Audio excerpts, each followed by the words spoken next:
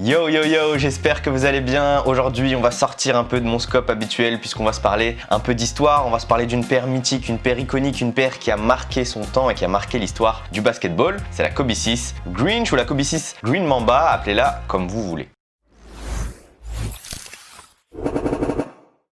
Ah ouais les gars, c'est bien de tester des chaussures de basket, mais parfois c'est tout aussi bien de pouvoir un peu partager l'histoire, un peu partager la culture autour des chaussures de basket. Et il y a énormément de modèles qui sont grave sympas, grave stylés et qui ont une réelle histoire. En vrai, quand j'étais en train d'écrire cette vidéo, j'étais grave triste parce que c'était l'une des paires que j'avais envie de cop et que j'ai jamais pu. Je crois que j'étais ado, j'avais 15-16 ans, je voulais cette paire, elle était pas forcément dispo en France partout et moi j'avais pas pu me l'acheter. Entre temps, vous savez, bon, on est passé à autre chose, mais il y a toujours cette petite flamme qui vibre à l'intérieur de moi en me disant Reda, à un moment donné, il va falloir que tu les achètes ces Kobe 6 Grinch parce qu'elles m'ont fait rêver, parce que tu les as vues au pied de Kobe et surtout parce que tu n'as jamais eu l'occasion de pouvoir les essayer, de pouvoir les cop, de pouvoir les enfiler. Donc c'est 3 bonnes raisons supplémentaires qu'à aujourd'hui j'ai encore et toujours envie de les acheter. Après la mort de Kobe, paix à son âme, c'est encore plus compliqué de pouvoir les acheter parce que les prix ont grave flambé, du coup les paires se font de plus en plus rares. Et du coup l'objectif de cette vidéo c'est de vous partager un petit moment d'histoire autour de cette Kobe 6. Mais avant tout ça, n'oubliez pas de liker la vidéo et de vous abonner à la chaîne si vous êtes nouveau, c'est gratuit, ça me donne énormément de force, vous savez. Et n'hésitez pas à me dire dans les commentaires quelle autre paire mythique vous aimeriez bien que je passe en revue.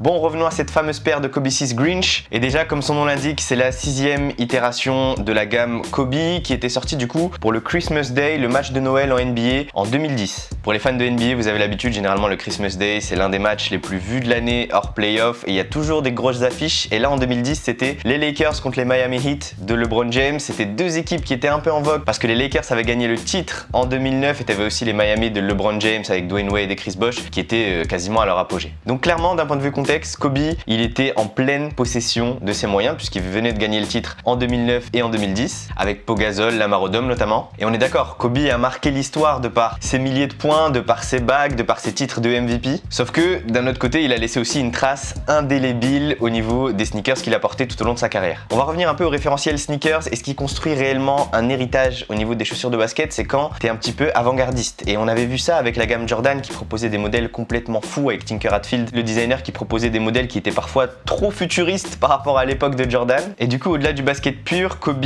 a posé aussi sa brique au niveau des choses avant-gardistes puisqu'il a été l'un des premiers à porter des chaussures de basket basses parce qu'anciennement, tu avais toujours une légende urbaine qui disait que les joueurs de basket devaient porter des chaussures hautes pour le maintien de la cheville, etc. etc.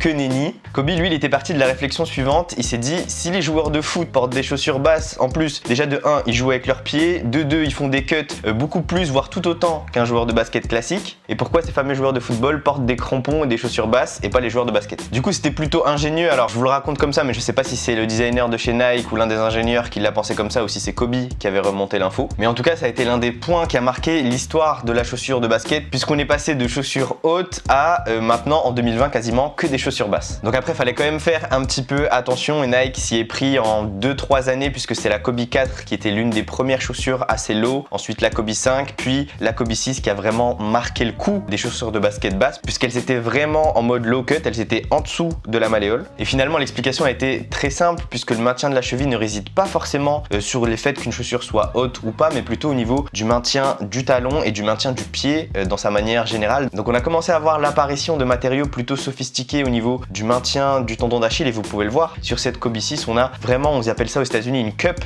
qui va venir entourer le tendon d'Achille et la cheville qui va faire qu'à aujourd'hui ça apporte tout autant de stabilité qu'une chaussure haute. J'ai envie de vous dire, et ça c'est mon avis, je pense qu'on devient leader sur un marché que si on prend des réels risques et qu'on propose des technologies avancées quitte à faire un bad buzz. Et Nike aurait pu dire à Kobe, bah écoute t'es gentil Coco mais non on va pas prendre le risque de proposer des chaussures basses, ça va faire un peu le buzz etc, ça va être mal pris par la communauté, par les basketteurs et au finalement c'est tout l'inverse qui s'est passé. Et la cerise sur le gâteau et ce qui vient renforcer un peu toute cette histoire, c'est que Kobe a été champion avec les Kobe 4 et avec les Kobe 5 qui étaient respectivement deux chaussures basses. Du coup, l'intégralité du public se dit ok, Kobe peut jouer avec des chaussures basses, en plus il finit champion, en plus il est 2 fois MVP des finales, donc à un moment donné, ouais, ces chaussures elles fonctionnent. Bon après vous connaissez la suite, hein, l'intégralité des marques et des modèles se sont inspirés des modèles Kobe. Du coup j'en vois venir certains qui peuvent me dire dans les commentaires ouais mais la première chaussure basse c'était la Kobe 4, alors pourquoi c'est pas celle qui a forcément marqué l'histoire? Et bah écoutez, il y a un deuxième deuxième aspect au-delà du design et des technologies qui a été apporté et qui a été transmis de par les modèles Kobe, c'est le storytelling. Et là je vous parle pas d'un storytelling classique avec un logo, un numéro, là je vous parle d'un storytelling vraiment poussé. Donc je vous propose qu'on rentre un petit peu dans les détails et déjà on a la Kobe 6 Grinch. Pourquoi Grinch? À la base c'était pas forcément l'appellation que Nike avait voulu pour ses Kobe 6. En fait Grinch c'est un personnage de dessin animé, Grinch pour grincheux, qui avait une enfance un peu difficile, il s'était fait harceler par des gosses etc. Et du coup son objectif à ce grincheux c'est de gâcher tous les ans les vacances de Noël des enfants et du coup il avait cette couleur un peu vert flashy et toute la communauté a appelé ses Kobe 6 les Kobe 6 Grinch alors qu'à la base elle devait être appelée les Kobe 6 Green Mamba en référence à la race de serpent Green Mamba, éponyme, qui avait un vert assez flash et ils ont repris ce même coloris pour la chaussure. Et du coup même les membres de chez Nike appellent ce coloris la Kobe 6 Grinch, même sur StockX, sur internet, quand tu recherches la paire, c'est bien la Kobe 6 Grinch. Donc au-delà de l'appellation sur la paire, on a aussi le storytelling autour du serpent, autour du mamba. Sur la paire, on va retrouver des écailles et ça c'était aussi avant-gardiste. Sur une paire de chaussures de basket, généralement ça a toujours été du mesh, voire même du cuir à l'ancienne qui était utilisé sur la quasi-totalité des chaussures. Là on a du mesh qui va être couplé à des petites écailles, alors c'est pas des vraies écailles, c'est du plastique, mais ça va venir donner un sens à la chaussure, une vraie histoire autour du surnom de Kobe, qui était Black Mamba, et de la chaussure qui va venir vraiment coller à ce surnom-là. Et là, on a une vraie histoire qui va venir illustrer un peu le tout. On se parlera après de la Mamba Mentality, mais tout est étroitement lié dans la chaussure et il y a pas mal de messages qui sont réellement intéressants et c'était encore une fois avant-gardiste pour une chaussure de 2010. Le deuxième élément archi stylé qu'on peut remarquer sur ces Kobe 6, c'est la semelle à l'intérieur de la paire où on a un vœu de Kobe qui était écrit pour Nike en disant I want a shoe that molds to my foot. En gros, je veux une chaussure qui me colle au maximum au pied comme la peau d'un serpent et du coup, ce storytelling là a été intégré dans la semelle à l'intérieur de la paire et du coup moi je trouve ça juste insane et il y a même un détail supplémentaire, c'est que quand tu retires la semelle à l'intérieur, tu la retournes et il y a aussi des petites écailles de serpent qui sont ajoutées sur la semelle extérieure, donc le détail a été poussé au maximum. Comme la paire a été lancée pour le Christmas Day, donc l'un des matchs les plus vus de l'année, il y avait aussi des lacets rouges pour pouvoir attirer l'attention et pour rentrer un peu dans le thème de Noël, mais aussi pour pouvoir pop encore plus aux yeux de tous. Et dites-vous que même, cerise sur le gâteau encore une fois, les spectateurs qui avaient payé les places en courtside, donc c'est plus de 10 000 $ au Staples Center, je dirais même que ça a atteint quasiment les 20 000 $, ont pu avoir une paire de Kobe 6 Grinch comme ça, gratuitement, donnée pour le Christmas Day. Et du coup ils ont pu assister au match avec une paire de Kobe. Donc à mon sens je trouve le move encore plus fou et ça vient renforcer encore et encore la légende autour de cette chaussure. Au-delà de tous ces aspects en référence au Mamba, la chaussure représente la Mamba Mentality, le fait d'être un winner, d'avoir peur de personne, le fait de jamais rien lâcher et en fait le mélange et la recette de tous ces éléments dans une chaussure a fait que ça a été l'une des paires les plus iconiques que le basket ait connu. Donc je vous l'ai dit en intro de la vidéo, à aujourd'hui quand tu recherches cette paire sur les sites comme StockX, sur les sites de revente, même sur Vinted, eBay, partout, elle est affichée quasiment à 1200 €. On se parle vraiment en tarif pour une chaussure neuve, tu pourras les trouver à 500, 600 voire 700 € peut-être en occasion et je trouve que c'est quand même juste énorme, mais ça renforce en fait toute l'histoire autour de la paire et apparemment, étant donné qu'on a les modèles Pro Tro qui arrivent au fur et à mesure, on a eu la Kobe 4 Pro Tro il y a 2 ans, la Kobe 5 Pro Tro qui est portée actuellement par pas mal de joueurs des Lakers en finale, mais par pas mal de joueurs NBA, que ce soit en hommage à Kobe ou parce qu'ils ont l'habitude de porter la gamme. Et là, on imagine que la Kobe 6 devrait revenir d'ici 2021, donc j'ai hâte et j'espère pouvoir cop ces Kobe 6. J'espère qu'ils vont faire une réédition du coloris Grinch. Pour ceux qui savent pas forcément ce que veut dire les modèles Pro Tro, en gros, Pro fait référence un peu à la performance et Tro fait référence au modèle rétro. Ce qui veut dire que les modèles Kobe vont être réédités tout en collant à la performance de ce que doit avoir un joueur de basket en 2020. Donc la Kobe 6 était sortie en 2010, la Kobe 6 Pro Tro devrait sortir en 2021, donc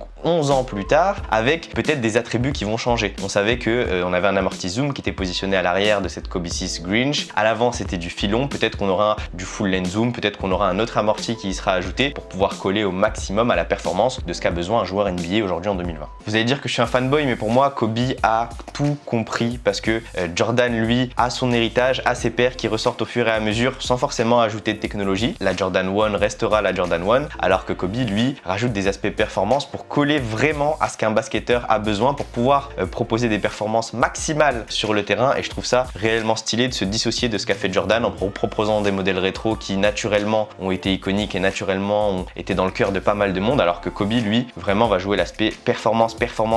Ça colle à la Mamba Mentality, ça colle au mental du gars. Et là, je peux vous dire dire que l'histoire est encore tout aussi belle et les gens porteront et continueront à porter des Kobe sur les parquets pendant des années et je trouve ça juste génial. Du coup j'en profite pour faire une petite annonce. S'il y a des gars de chez Nike qui passent et qui regardent ma vidéo, s'il vous plaît envoyez-moi un modèle de la Kobe 6 quand elle va sortir, parce que ça me ferait grave plaisir de pouvoir les essayer, de pouvoir les tester et pouvoir surtout les ajouter à ma collection, parce que c'est mon GOAT colorway, c'est mon coloris préféré de toutes les paires jamais sorties. Vous savez que je suis un fan d'Allen Iverson et on se parlera peut-être dans un autre storytelling d'une autre paire Reebok qui a marqué mon enfance, sauf que clairement si je dois faire un top 3, je mettrai la Kobe 6 en première de mon classement. Ça m'intéresserait de savoir dans les commentaires quels sont les paires et les modèles qui vous ont le plus marqué, que ce soit dans votre enfance, dans votre adolescence ou même maintenant, des paires que vous avez envie de cop et que vous avez malheureusement pas pu avoir. Et d'ailleurs je viens de me rappeler un truc, mais c'est qu'il y a encore pas mal de joueurs qui portent en 2020 des Kobe 6 à l'ancienne. Je crois que David Alston, le meneur de la JDA Dijon en Jeep Elite, porte encore des Kobe 6. Ça fait 3 ou 4 ans qu'il en porte continuellement. Alors je sais pas s'il les rachète ou s'il garde sa paire de Kobe 6 OG, mais dans tous les cas il y a encore des joueurs qui kiffent ce modèle d'un point de vue performance. Malheureusement c'est pas mon cas parce que j'ai pas pu les tester, mais dans tous les cas en 2021 sachez que je ferai tout pour pouvoir